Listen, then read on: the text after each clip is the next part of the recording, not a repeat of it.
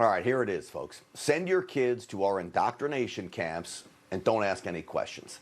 That's the message a major teachers union in Rhode Island is sending parents.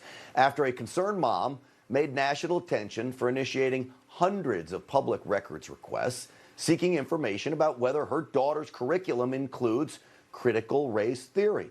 This idea that America was born out of racism. Her questions began when she was told by the principal at Wakefield Elementary School that teachers will no longer refer to students as boys and girls, opting instead for inclusive gender pronouns.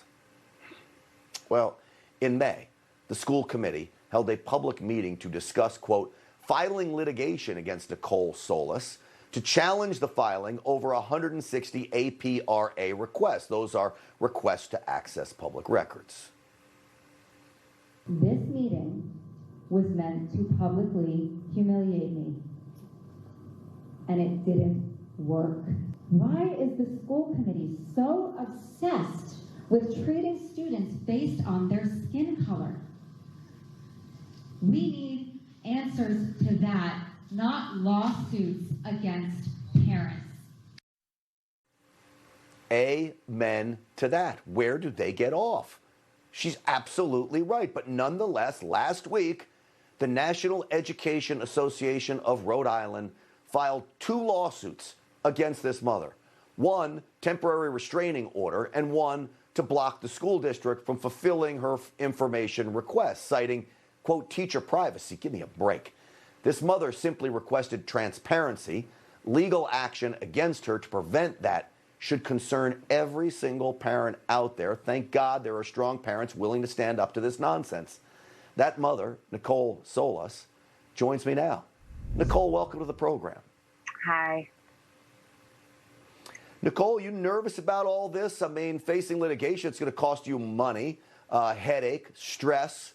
What are you feeling right now?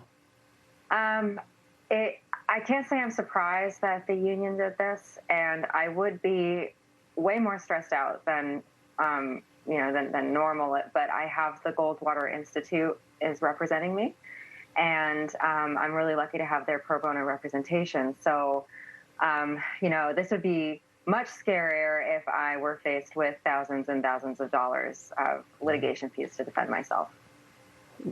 Well, first off, thank you for being bold. We talk about this on this program, that everyday people need to stand up and say enough is enough. What pushed you to the edge where you said, you know what, I've got to start filing freedom of information requests here and get to the bottom of this? Well, the school actually told me to file these public records requests. I was trying to get answers from them by emailing them and calling them, and they would either give me answers that were not meaningful, or they would just ignore me. I even asked my superintendent for a tour of the school so many times, and she would just ignore me. And I thought, how can I drop off my 5-year-old daughter out of school and not even know what her classroom looks like? And I was really clear. I said, I'm trying to make a decision if I want to enroll in this school district. I want to see the school and I want to see what she's learning. I had no idea that it would blow up into something like this. Now, your daughter's 5 years old, or I guess she's 5 now still? Yeah, she's 5. 5 years old. They're got to be concerned about gender pronouns and what they're using. I don't blame that for sending you over the edge. Have you realized anything else about, like, the critical race theory side of things? Oh, yeah.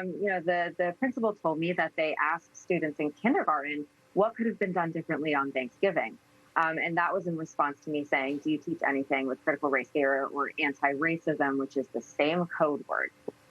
So then I said, well, what else are you teaching? And, they said, well, we teach a certain line of thinking about history in every grade. So then I said, well, what is it in every grade? What are the questions you ask in first grade and in second grade and third grade? And that's when they told me to submit these public records requests. Because they've been so unresponsive to my request, I had to do my own investigating, and I was on the school's website. I was looking on their social media platforms, and I did find other evidence that they are doing CRT. There was a tweet saying that the teachers are implementing CRT practices. I found a document saying that they're looking for an auditor to do an equity audit, and they want him to be fluent in critical race theory. So I'm finding really clear evidence that they are doing this, and they're just refusing to tell me how they're doing it in more detail. you know, when I went to school and how I would want my kid to be taught is that color doesn't matter at all. I mean, why are we teaching that color does matter? And that's what critical race theory is all about. To me, it seems like you're holding minorities down when you teach that.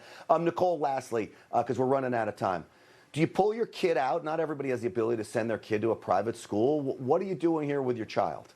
I did pull her out of the district. You know, they have targeted me so viciously. I mean, I think that they just wanted to destroy my reputation. So I placed her in private school, and the private school is very clear with me. They don't teach critical race theory. They don't teach gender theory. I had a tour, and it was the easiest thing compared to what I had to do at this school. Well, that's a silver lining through all of this, but still, you're remaining strong through this. Other parents are going to benefit. The kids, in the end, are the ones who are really going to benefit from your strength here. Nicole, thank you for coming on tonight and sharing your story. Thank you.